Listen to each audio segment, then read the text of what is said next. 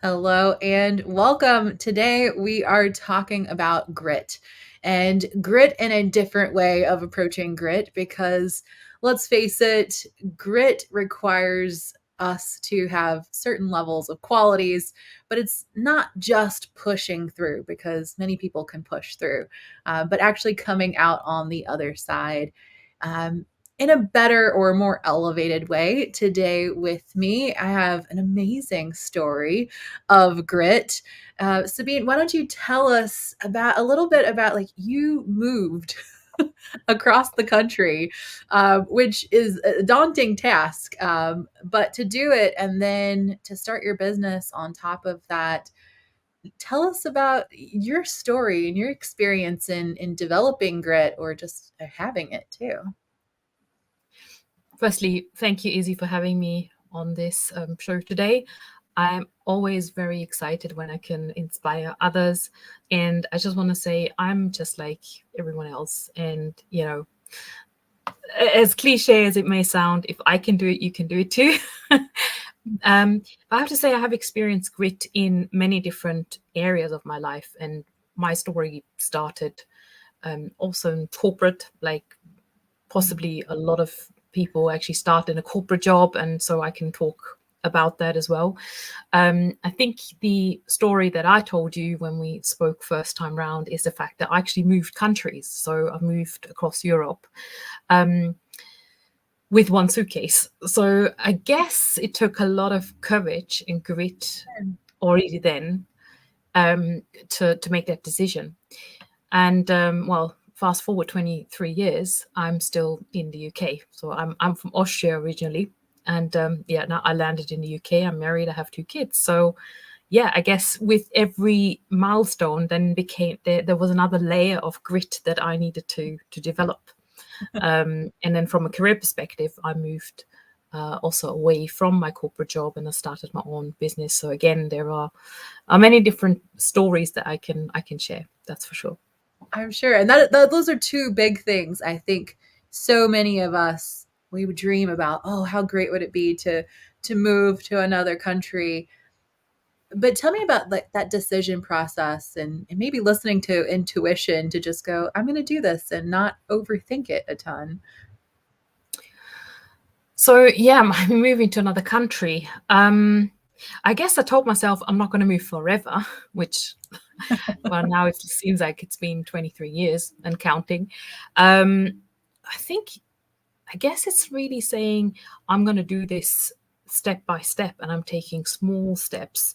Because if I had said to myself, I'm going to move away forever and I will have kids and everything else, I would have been really scared.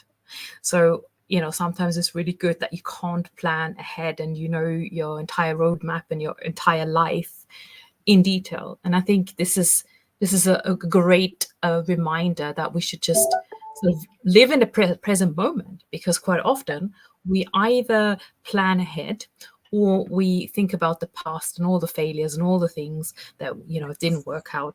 So there's no use to actually live in either the past nor the future. So just let's live in the present. And I think with that, we can really develop the grit and the courage. Yes, I love that because that is often something that stumps or like stunts the growth of so many people is trying to figure out the entire plan.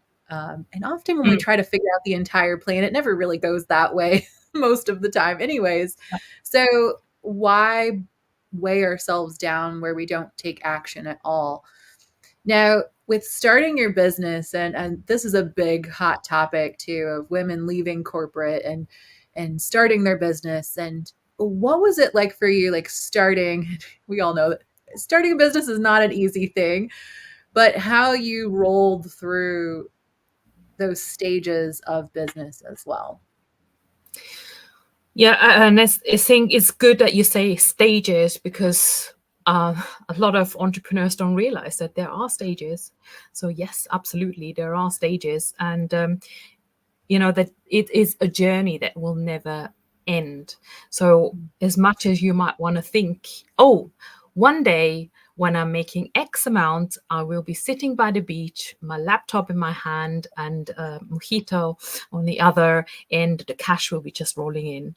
Mhm. Well, that could happen, obviously. But then, I decided actually I don't really just want to do that. Mhm. I have a deeper purpose, and with that, I decided to create myself even more work. So, and I have multiple projects now. Even going back into the corporate world, coming out of corporate, going back into corporate to help corporate, leaders and getting empowerment and all kinds of different resources. So I guess this is a journey. And what I would say now, though, is really, I guess, would I say take a shortcut and keep things simple? Probably I would.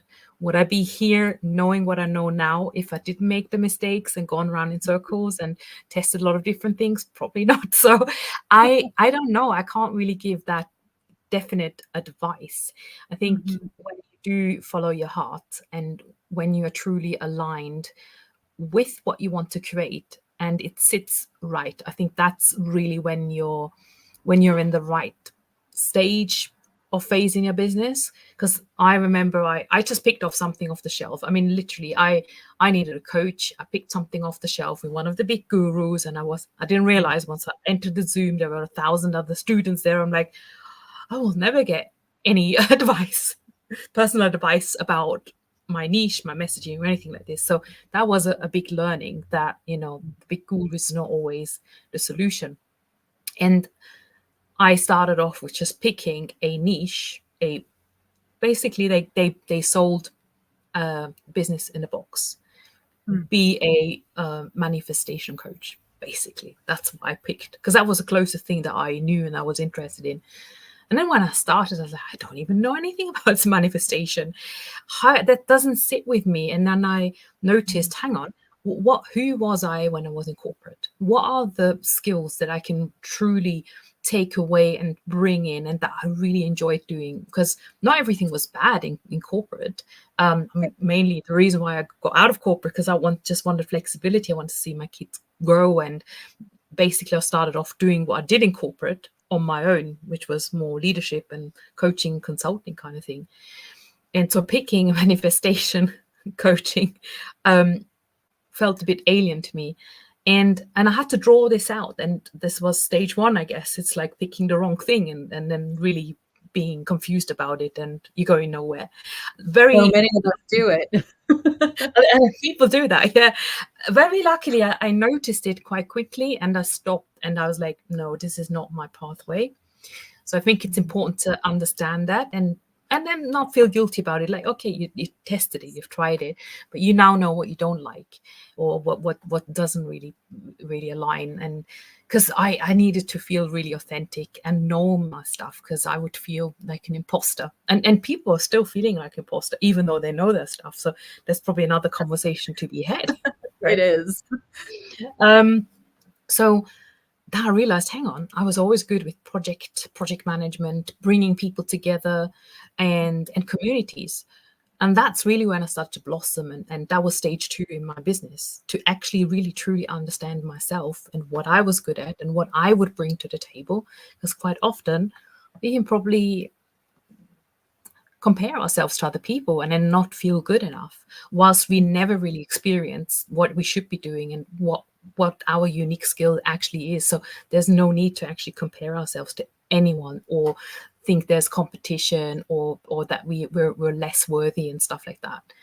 So once you're really knowing that, it takes you onto another level and you just feel like, wow, I've just I can just do this business like as is if it was a hobby. And that's how it feels like to me now, because it's just so much fun. I've finally found, hey, this is what I do. I like processes. I like to organize people. I brought a lot of people together writing 3 books. So I actually hosted the books through, like, created a platform for visibility for others. And I was really, really good at that. And all the women that were surrounding me and my clients, they all said, well, no one else can do it the way you're doing it. I would not be able to do this. This is not my thing. But you just, hold it all together. You've got the big vision. So I think stage 2 and stage 3 in a business is to become closer with yourself, understanding yourself. And yes, you have to have grit in all the stages to move to the next stage and to have that reassurance and the courage again to keep going and to maybe change direction. Because some people say, well, actually, I give up now because I made this mistake. This is not for me. I can't do this. And that's where they fail. So unfortunately, it happens a lot. The statistics are very bleak. I think this is when grit comes into play and believing in yourself that you will find your true aligned mission and then follow that unapologetically. Yes, I love that. And I do think that is that for every business owner. I think at some point we start questioning what we're doing. We start questioning, am I playing big enough, or am I doing the right thing, or am I on my right path? And I think it's important to first normalize that that occurs for all of Mhm. us at some point, if not multiple times. I think for me, it hits me at least once a quarter. Um, and that's normally my sign that I need a break, and then come back to it with fresh eyes. But tell me, like, experiencing grit and going, I have those moments, but how do you pull yourself back out of them and go, no, like, I have this purpose. So I think it's remembering your why, and it is really remembering, like, okay, so if I don't do this, how will I myself live my life? How will it impact my dearest, my closest relationships, and how will it impact the people that I didn't serve in my life? So, and it is always a choice to go back to a paid job, absolutely. And then I guess conversations with people who are in a job help me, because that's another side of my business, because they want to actually leave the corporate job, and then they tell me, all kinds of stories, and I'm thinking, oh no, I don't want to go back there again either. That's a good way to do Um, it. That'll so, make sure that you stay the course. well, and then the next question is, well, are you giving your all? If you were employed by yourself, and if you had a target to make X amount of income, or you know prospect X amount of hours on Facebook or LinkedIn, and get X amount of clients booked every week, well, that's a job in itself, right? I mean, someone could hire someone else to do that, and then they have a target and they work towards that. And I guess that's how we should be, I guess, seeing our work, and how we should then, you know be, become become that person who will go and do that. And that's, again, it is to do with grit. And unfortunately, these are the things that most people don't want to do, because they see the luxurious lifestyle. They will hire an agency or Facebook ads, YouTube, Google ads, and all that stuff. But I tell you, it's painful to hear that, and I had to, look in the mirror myself around that not a lot of people are actually willing to do that, to go through the nitty gritty, and to have those targets, and to be consistent, and showing up, and sharing, and giving before we can receive. Mm, You I know, love that. Yeah, and you made a point there that this actually came up in a conversation just a little bit ago, and people wanting to throw money at a problem and just wait for someone else to fix it for them. You know, throwing ads, like, yeah, I'm just going to run some ads when you haven't even identified what type of content your target audience really loves to consume, or what's grabbing their attention. Um, there's so many things. I say that our business development is our biggest self development. As you've pointed out, like, these little things that we have to figure out as business owners. We can't wait for someone else yeah, to figure it out for us. And in that, when you're figuring things out and growing and shifting, what were some of those pivotal points for you? You know, we all have the thing we avoided and then finally did Mm. that took us to the next level. What might have been that for you? Yeah, I was actually just thinking back when you were just talking, that moment, that time when I finally sunk into my heart, because there was always this, "Oh, I don't want to be spammy. I don't want to, come across like this and that. And who wants my stuff anyway? And I was working with a coach at that time. Otherwise, I probably would have still hidden and not really put myself forward. So that was a time when I really, truly aligned with my values and what I can offer and who I was and what I could do best. And I just I literally just went for it. But I detached myself completely from any sales or any numbers or anything like that. I've truly just wanted to create connections. And I tell you exactly what I did. Within about 8 weeks, so I started a membership at that time, and I had 60 new members coming in Awesome. within 4 or 5 weeks, all personally recruited by me. And thereafter, I launched my first mastermind, and I had 17 new members in, paying a high ticket price. And I'm thinking, how did I do that without launching? Like, it was literally, everything was manual. It was just conversations.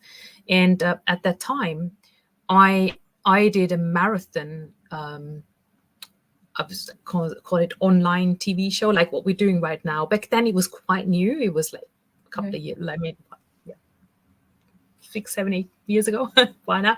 So I started this, and it was like a marathon, and I would interview so many different female entrepreneurs. They were all my target audience, and I would really want to learn from them as to what their zone of genius was. And through conversations, I also learned what they were struggling with when it came to building their business. So it was a double whammy for me. For I created a visibility platform for myself and for them, but also a connection point for potential clients. So and I made so many friendships. Mm. I think I did. I remember I had this my Google calendar open. I literally had about 40 or 50 calls in 1 week. I literally back to back to Amazing. back to back. But it wasn't sustainable, obviously. But No, if it you is really not want to kickstart sustainable. something, if you want to kickstart something great, I think you got to really put yourself out there, and get into the deep end for a while.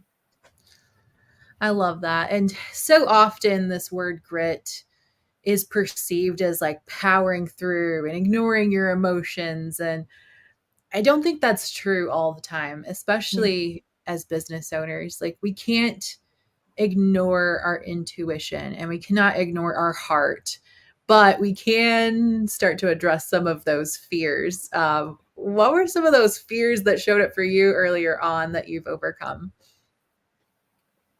Yeah, so definitely my speaking fear. Speaking in public, this was never really my thing, and I guess now I'm feeling a bit more comfortable because I've been doing it so much. I think I'm still having a fear of going onto a real stage and speaking in a big room. Smaller rooms are great. I became a teacher for a little while and was obviously speaking in classrooms. I think it's just really doing it Yeah. despite your fear, and accept that you may suck in the beginning, but never give up and um, continue the journey, and perhaps just think about, okay, what could I tweak?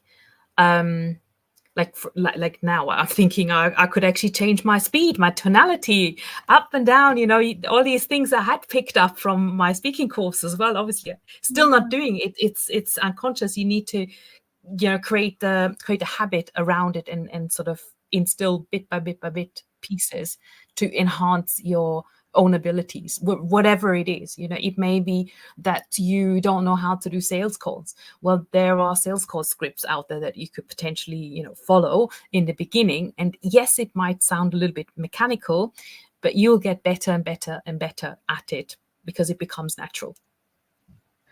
Yes, I agree. Gosh, I remember the first few times I went live or got on camera and I was like, oh, everyone's going to judge me. And I look back now at those videos and I was like, wow, I have greatly improved, right? But I love that you're saying that because so often it's just, you just jump in with both feet. Don't dip your toes in because you'll talk yourself out of it. But to jump in both feet and just do the things that need to be done, uh, I do believe that is part of what Mhm. that group is. It's Yeah. overriding what needs to be done, and that programming that those fears in the mind. It literally is. And it can be tough because we may want to procrastinate. We think we need to be all perfect. And do I have a recipe for shutting out perfectionism and procrastination? Well, actually, no. It's just go and do it. Go and do it. Like, it's in my calendar. Like, now I have a block of time in mostly in the morning, and I just go and do all the things that I feel are uncomfortable and I don't want to do. At least it does get done, and it gets easier as It well. does. It does. Well, I appreciate you sharing your journey so much. Could you tell us a little bit more about your business and how people might be able to work with you? Yeah, so maybe stage 4. I Yeah, realized that I was doing a lot of things manually in business, and myself and my clients, and we know that we might be posting on social media every day, and we may not get to where we wanted to go, right? And I obviously, through my trial and error and through my pushing through the fear and the grit, I've actually developed a program that's called the Evergreen Success Formula. And with that, I actually help female coaches, course creators, consultants, therapists, healers, everyone who wants to move maybe from a one-to-one business model to one-to-many, and they want to reduce the working hours and just put a bit more automation and some more predictability in their business. So I developed, in true style, project management, right, all the processes around it, so that it's so easy to plug and play into any business, so that they have their foundations set up, for example. And then how do you do what kind of offers do they offer, and we'll obviously also align the messaging and making sure that it's completely targeted. And I can't believe how many people are actually still not there, although they think, I've got an offer, I've got a message. And I meet so many business coaches who do big bucks work in a corporate, and I'm just looking at their offers and their messages for a talk. So I give them also speaking opportunities, and I'm like, hang on, let's rework this a little bit. What is the pain point of your customer? Mm. They don't want to know any jargon. Just keep it really simple and just go there. Yes. So I think that's my forte. It's really looking over people's shoulders, and we'll implement. We get stuff done and make sure they get out there as soon as possible. Yeah. That's awesome. Yes, I'm finding like this done with you is getting increasingly more popular. I think people are realizing that they can't skirt around it, that they need to be involved in the process. And I love that you have this formula, and I agree. I think having a professional set of eyes on that, we have blind spots even in our own area of expertise. Like as humans, we will have blind spots, and having someone who not just has an opinion, because that's been Mm. an ongoing theme for me in business, right? Like lots of people will give you their opinions, but getting a professional that knows the genre and knows what works is so much different than asking your best friend or your friend's friend who does this on the side, like what their opinion is. But to actually have someone who has worked with several clients, hundreds of clients, and be able to really see what's working. Yeah, absolutely. And I'm proud to say that now I've got 12, 13 years of experience doing this. So, because I see so many people come when they're business coach overnight, and you think, okay, and that they're trying to prospect me, and I'm thinking, okay, well, you are brave, you have grit, you're going for it, and that's what happens in business as well. When you have been established for a good while, you kind of take a bit more slow, and you do want to be more perfect and very professional.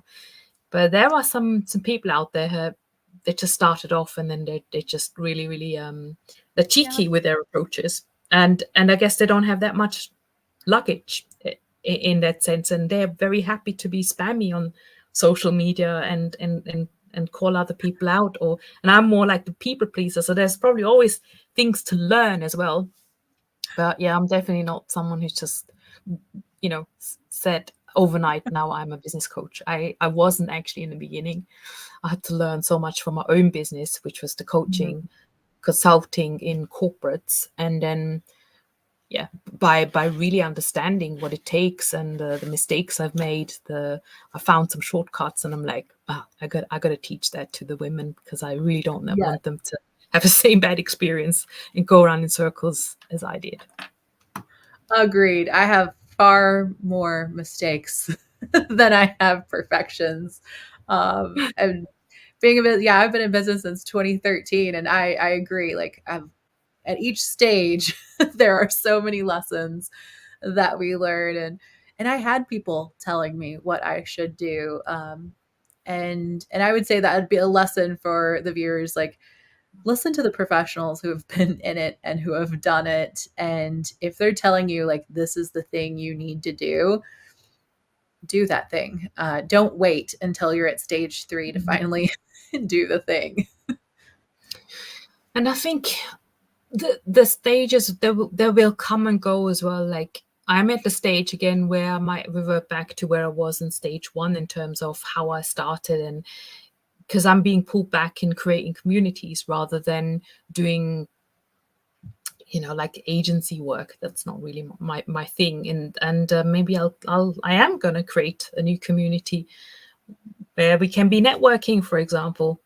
Something Awesome. I'm thinking about for next year, because I do really love the connection, and also being able to offer very affordable coaching, because not everyone is in a position to be able to invest very heavily up front. So yeah, it's good to have options, or to provide those options. It is. It is. And, as the economy changes, and that really influences people's buying behaviors more than anything. Um, yeah, changing things up and noticing, like, you may have different sections within your business that you spend more Yeah, time in during different phases. And it's beautiful. It's never a dull moment, I will say. it never is. The only thing I would say is, if you do diversify, then obviously all should be still hanging together somewhere rather than doing random things, because it doesn't only confuse yourself but also your potential clients. And so be very aware of that when you do create different levels of offers. And the way I like to run my business is to keep it simple. So I have my 6 pillars that I teach, and that's it. And if I create any smaller programs or good community, it will always be based on those 6 pillars as well. It's Mm. just they won't have as much personal touch points with myself, or high level touch points, and it may take longer as well to go through the 6 pillars and slightly different formats. But yeah, otherwise it's just one core thing, and that's what I'm working on, just to get to be known for this one thing. And I think that's really important as well, Amazing. in terms of your branding and consistency. It's smart. And, to preface with that, it takes time to get there. Um, Yeah. we don't come up with 4, 6, 10 pillars overnight, and perfect them. Like, it really takes time to test those out and develop them, and allowing yourself to be in it, to just allow it to happen. Yeah, absolutely. Perfect. Well, how can people contact you, follow you, or work with you? Yeah, so you can find me on Sabine Matharu on LinkedIn, Facebook. Instagram. Those are the three main platforms. You would also see I have a free Facebook group. So when you land on my profile, it's should be linked somewhere, hopefully. Otherwise, just shoot me a message. It's fine. I think also we'll leave a link, perhaps alongside Yeah. this video, where I have a few free resources that is all to do with creating evergreen marketing assets and the steps that are involved. So I'm very happy to share that. And obviously, once you opt in, you might get my my newsletters as well. So we might be connected through that too. Perfect. Perfect. Well, thank you. I mean, there's so many gold nuggets here. Yeah, this is definitely one I would recommend people to re-listen to, and maybe come back and re-listen again, just to check in, because we also, when we listen, we hear with the current state of our own mind, and we can hear new things each and every time that we do listen in. So thank you for sharing your story of grit and about your business. And for all of those watching, stay tuned. We have more stories of grit coming and how to grow your business, and understanding yourself. Thank you, Izzy.